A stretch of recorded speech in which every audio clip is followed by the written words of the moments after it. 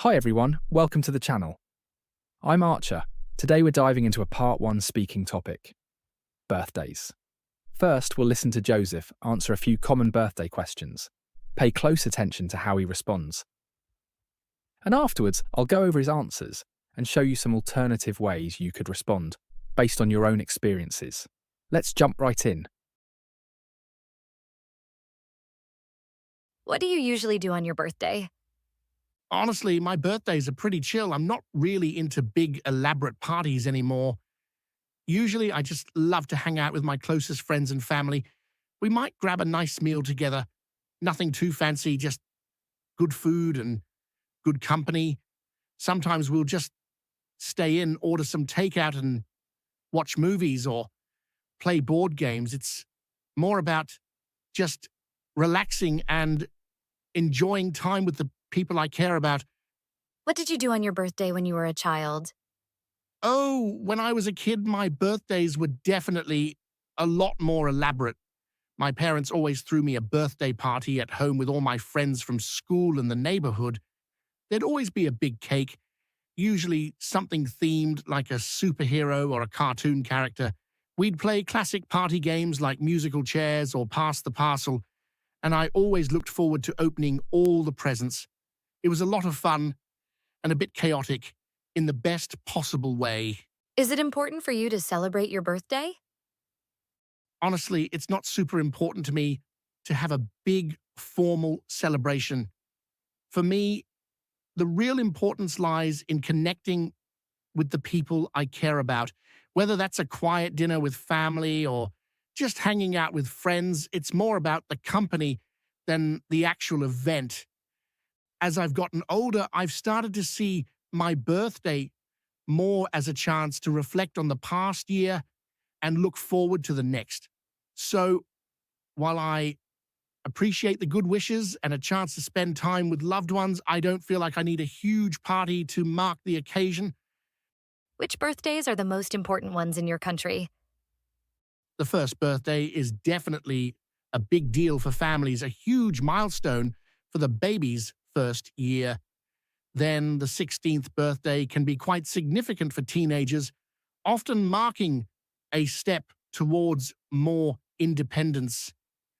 The 18th birthday is certainly a major one, as it's when you legally become an adult. You can vote by alcohol, and it feels like a real step into adulthood. Many people have a proper celebration for this one. And finally, the 21st birthday, while not legally changing much from 18, is still often celebrated as a significant entry into full young adulthood, usually with a bigger party. Beyond those, turning 30, 40, 50, and so on are also often marked with larger celebrations as people hit those big decade milestones. Do you think children should celebrate their birthdays with a party? I think for younger children, yes, absolutely. Birthday parties are fantastic for them. It's not just about the presents, it's about the excitement, the special attention, and the joy of being with their friends. It helps them feel celebrated and creates really vivid, happy childhood memories. As they get a bit older, maybe into their teens, the party might evolve into something different, like just a smaller get-together with close friends. But that sense of celebration and marking another year is still important for them to feel valued. Are birthdays more important for children or adults? I think, in a way, birthdays are definitely more important for children. For kids, it's just pure magic. The party, the presents, being the center of attention. It builds these amazing childhood memories and really makes them feel special and loved. For adults, while it's still nice to be celebrated, it often becomes a bit more understated. We appreciate the good wishes and time with loved ones, but that intense, pure excitement usually isn't quite there anymore. So, yeah, I'd say the significance often feels a lot bigger for a child. That was Joseph. You can hear how natural he is when expressing himself, and that's the kind of vibe you want in part 1. Now let's break down each of his answers and, more importantly, explore some alternative ways you could approach these questions. Remember, the key is to be authentic while showcasing your language range. First up, the first question is, what do you usually do on your birthday? Joseph describes his birthdays as pretty chill, focusing on hanging out with closest friends and family, perhaps a nice meal or takeout and movies. This is a great relatable answer for many of us who prefer a relaxed approach. But what if your birthday experience is different? Maybe you're more of a big celebrator. You could say something like this: "Oh, I absolutely love celebrating my birthday. I usually try to organise a big gathering with all my friends, maybe a themed party or going out dancing. It's a great excuse to get everyone together and just let loose." See how that shows enthusiasm and different vocabulary. Or perhaps you're an experience seeker. You might explain, "For my birthday, I actually prefer to do something unique. Sometimes I'll take a short trip somewhere new, or try an activity I've always wanted to do, like hiking a specific trail or visiting a new exhibition. It's more about creating a special memory than having a traditional celebration." This showcases vocabulary related to travel and unique activities. And then there are those who prefer a very quiet reflection. You could adapt Joseph's answer to be even more personal. "To be honest, I usually keep my birthday quite low-key. I might just spend the day reflecting, perhaps go for a long walk by myself or just enjoy some quiet time at home. For me, it's more of a personal milestone than a public celebration."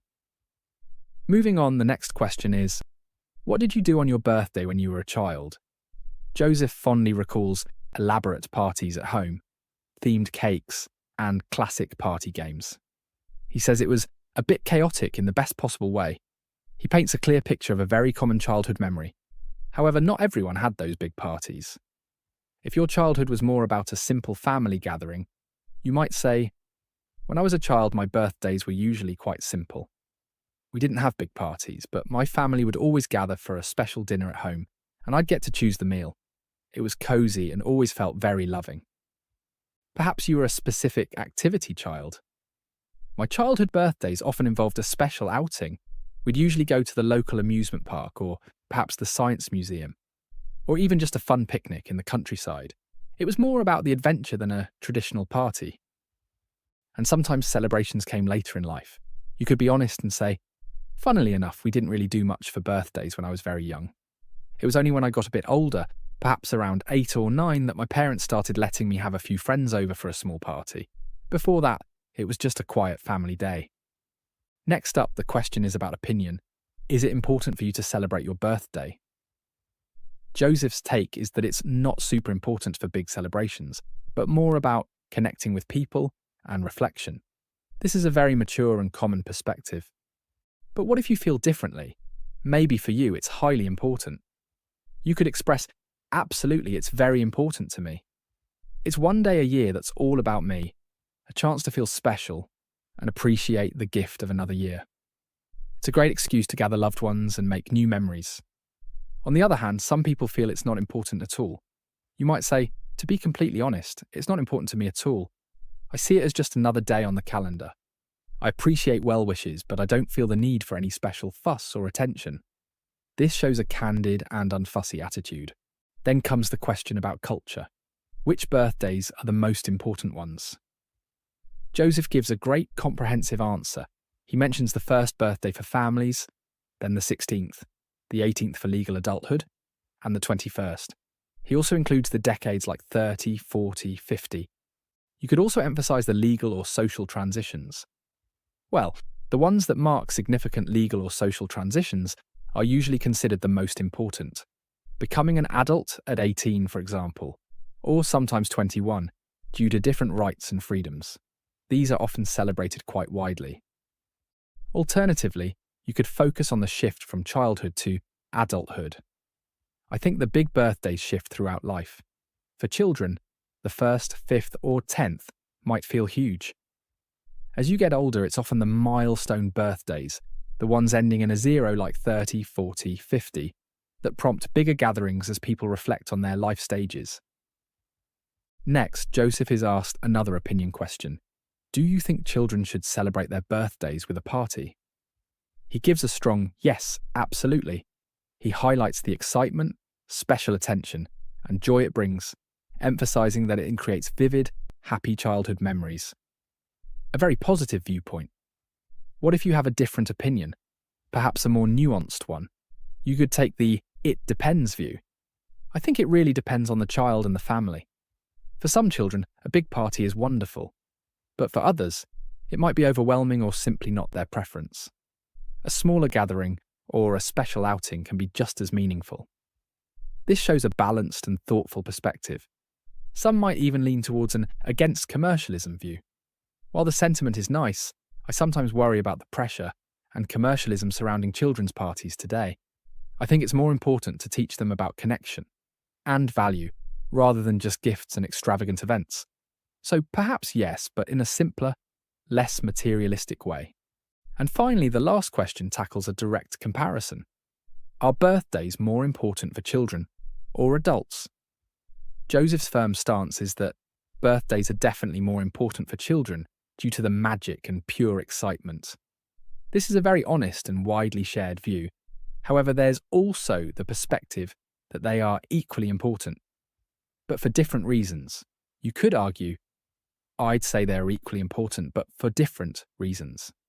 For children, it's about pure joy and excitement, a magical experience.